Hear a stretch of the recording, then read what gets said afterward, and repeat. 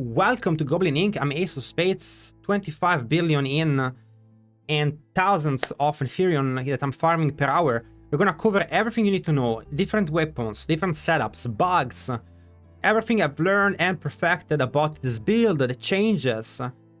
Has been a dominating season for Druid. This build has been destroying for me Infernal Hordes from the day one, with very little gear, and I've been able to be very competitive on the market, selling Stygian Stones and Boost, and making a lot of money, and getting myself quite the base gear almost, which we're gonna look after though. We're gonna talk about the least favorite thing that you guys care about, which is the Paragon board.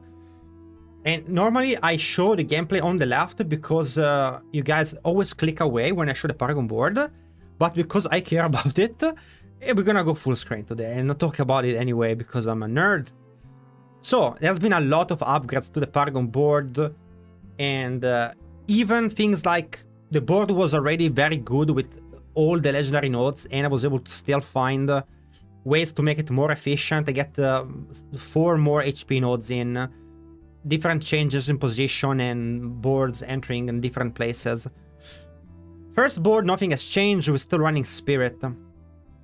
Second board, I'm able to get more HP nodes from here. Still gonna have Earth and Sky on a second one. Now in Thunderstorm, Thunderstruck, it gets more interesting. I switched to the Werebear node here. It's very efficient, allows me to take Stormcaller for more damage, but also allows me to get resistances here, which you will see make capping resistance for the build extremely easy. And as well as armor because of reasons. We take, of course, Thunderstruck and Ancestral Guidance, very good. We switch to Keeper on this board. I tried the different things here, nothing has worked. Keeper here stays the strong and allows us to go down here pretty efficiently with 5 points. Now here we've taken Fulminate, which is a very good dexterity. Well, it's a bad dexterity glyph, but we don't have better. And we take it in Survival Instinct, which is a very good dexterity board. Then, lastly, with 5 points, we can enter in Heightened Malice. We go from the other side of Heightened Malice. This is more efficient. And I'm able to take, of course, maximum life and poison resistance, which help us cap res easily. The only thing I cannot take is 1 point of max life. Everything else that is a max life node I've been able to get. So we've traded Dominate for Heightened Malice. The Infernal Horde being less about single target and more about AoE, even the boss, makes this better. And it's a 45% damage multiplier. And for those who don't know, you get it because of Constricting Tendrils. That's how you get poison. Question I get 10 times a day. Now, things you guys care about. We're gonna go over the weapons. There are things that work and don't work. So, Doombringer. Doombringer, I only need to use it in tier 8 and sometimes not even in tier 8. If you're fully geared and go full HP, gems and everything, you still die in tier 8 if you're not careful without Doombringer. Now, if I die, I switch to Doombringer because I don't want to lose the run. And usually I play pretty badly and a Desecrator will kill me. Doombringer just allows you to just be a complete ape, even with lesser gear than me. I don't think that without Beast gear you'll be able to run T8 without Doombringer with safety like I do. So you will have to use this. And honestly, I use it myself. But for bossing, you don't need it. This is my straight up bossing weapon with crit damage. The thing about crit damage is that it does not have any type of life on hit on it. Like I will have on this one, which has accelerating. I'm testing accelerating and retaliation. I can tell you that retaliation is better. And because Changeling Depth is bugged, so it does not work for us. No damage increase, so do not use Changeling Depth. That's why we have retaliation. This one is for bossing, for Tormented Boss that I use, and this one is for Infernal Hordes. And it's probably what you guys will have to run with life on it if you do not have Doom Daddy. Doombringer is insane. If you run Doombringer, you also do not actually lose a lot of damage because you go for attack speed, and also you can get the blue gems in instead of the red gems, and you're still tankier. You've gained 40% damage from that. You lose 40% damage from curse kill damage, and then you lose a little bit of critical strike damage and damage to distant. Now, I have card control damage here, which is incorrect. Unfortunately for me, I could not change my tempering the way I wanted. You will see why later. And this means that I have this bad boy here. We're gonna talk about this bad boy later, but I have damage to distant here, and this is where you should have crowd control damage, because it allows you to change your weapon without, and also because you can play this in all types of earth builds, if you have crowd control damage there, which will be this. Now, we're gonna go back. Okay, this bad boy. 5 Envenom, 5 Quick Shift, 4 Defiance. How much I paid for that? Almost nothing. I've calculated... but we're gonna talk about calculation of various passives later, and which ones are best. The spirit boons, they change. They change depending on whether I need more defense or more damage. For bossing, I use this. It's always attack speed and Iron Feather, because we are literally critical strike chance capped on this build. You can get to 82+% critical strike chance, and then you would get 18% from this. You will go over that. I'm not capped because I do not have crit chance on this. I'm showing you the Beast GA version that people always ask about. What is Beast? I don't know why you guys care about Beast. Because, for example, if you have no crit chance, Butcher Cleaver is gonna give you 25% crit chance, which is very good. A lot of resource generation for lower geared players. But if you want to see Beast, that's Beast. I will have a Beast build, and then I will advise you a non-Beast build, which it will perform better if you don't have Beast. But we can talk about Beast, because people are obsessed with it, but I don't think it's very functional.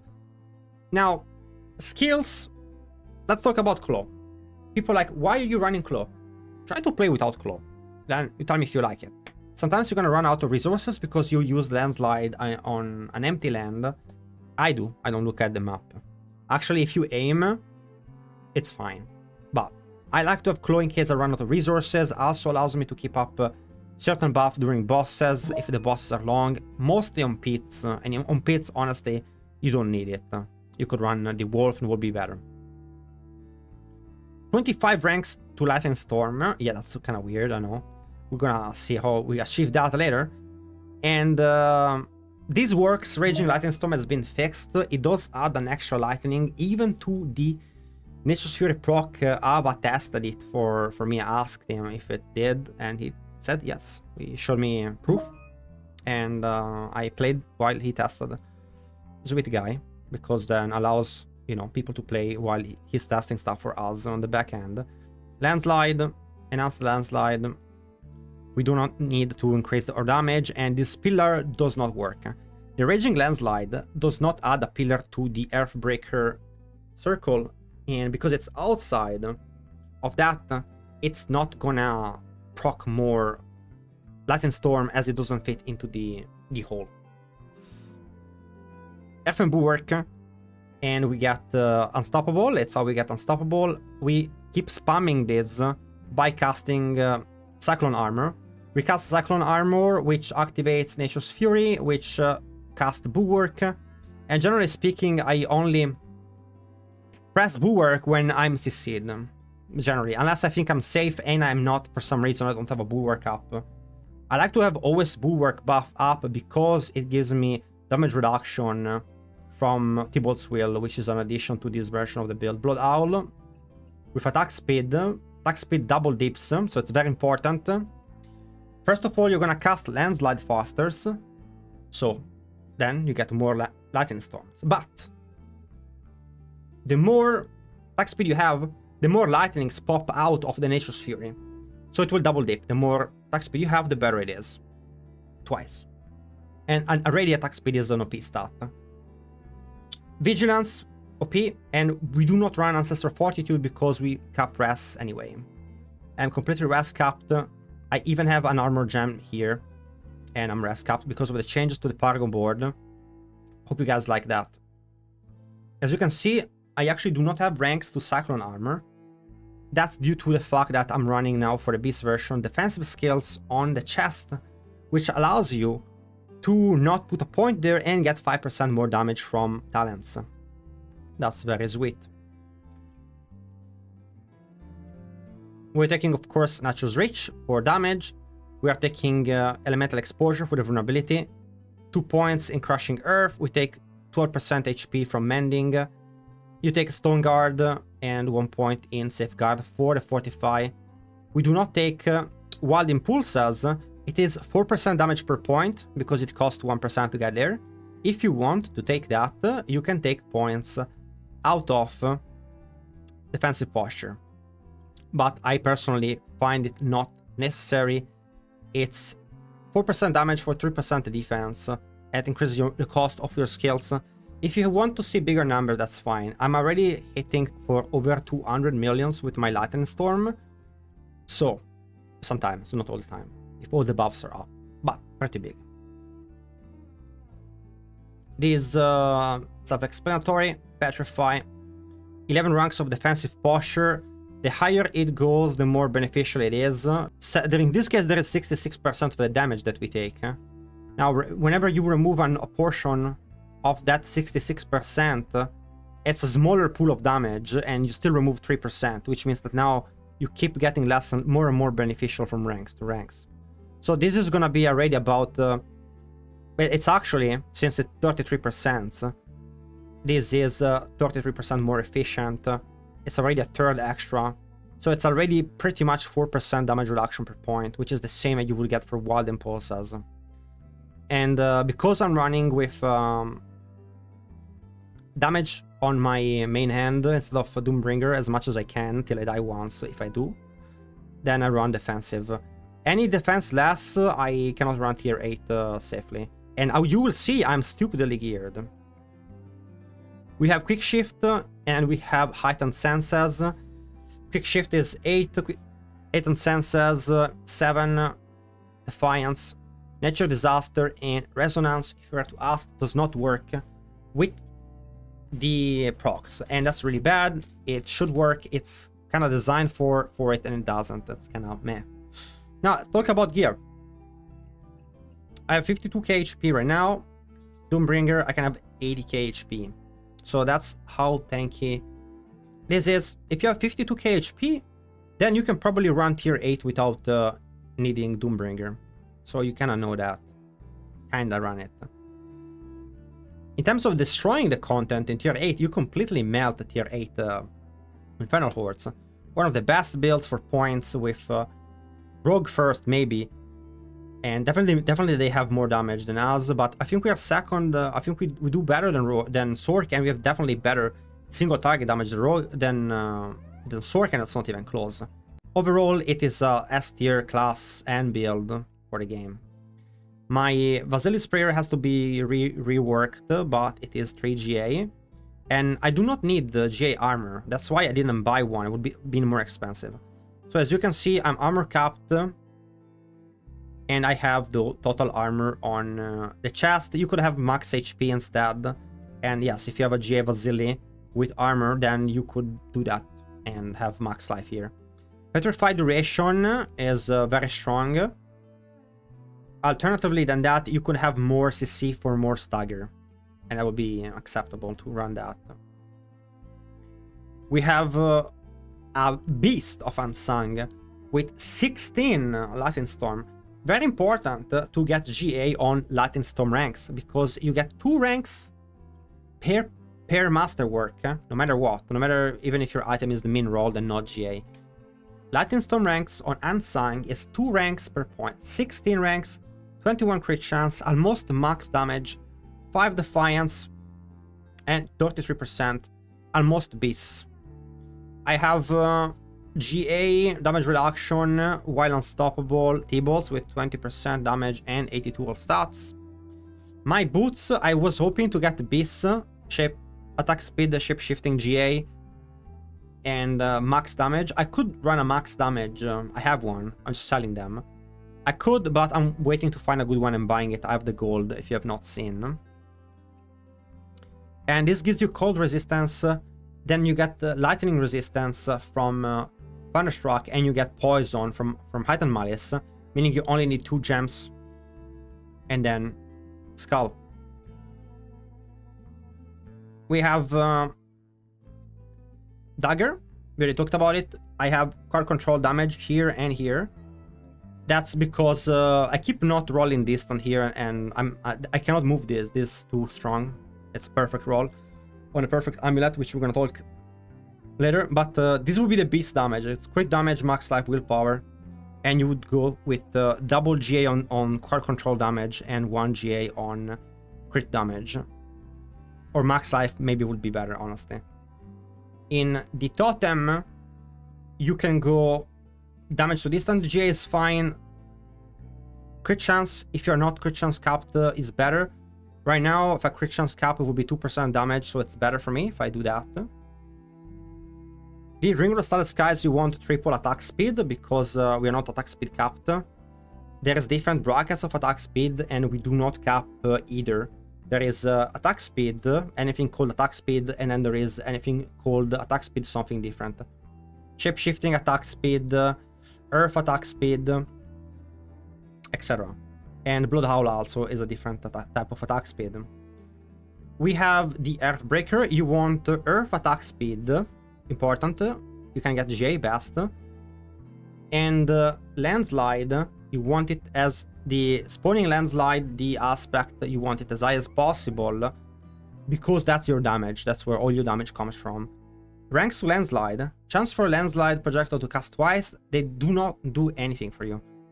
The chance for landslide projectile to cast twice does not proc Nature's Fury. They're useless. They simply proc resources and stagger, and we do not have a better alternative on weapons. That's why don't get 4 GAs. You don't need it. Get 1 earth attack speed GA and try to get a high spawn of 30%. Get a 30% as high as you can attack speed. Even if it's not GA, honestly, it would be better. The amulet. This one is triple passive, Defiance Quick Shift. Only paid actually a couple of 100 millions for it. Only about, I think it was 300. It's worth infinite amount of gold. But Defiance is a little bit underrated. It's 6% damage, it's been buffed. And it is higher DPS, according to my calculation, than willpower percentage. So, in this case, because of that, better than willpower and better than attack speed. Attack speed, I think it's 14%, if I'm not mistaken.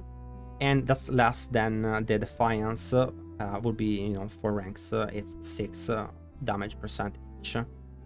Obviously, it is a lot bigger number. It's 24% damage from Defiance.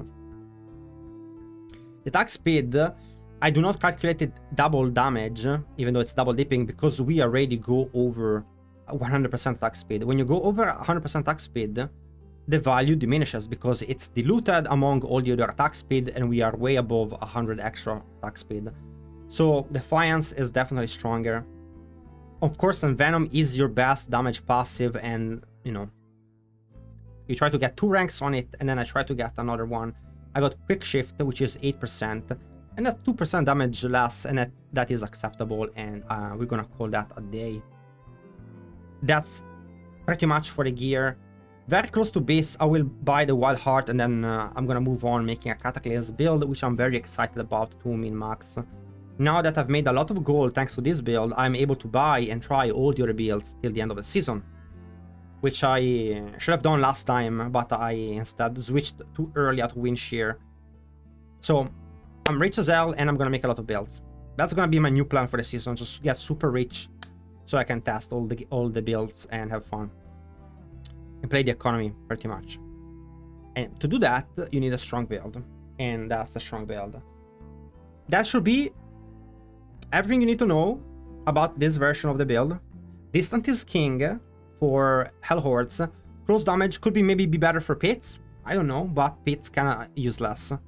this season at least, and distant is so much more efficient for Hell Hordes that's like, it is what it is. We're running this. Amazing build, most fun I've had, I think, on Druid.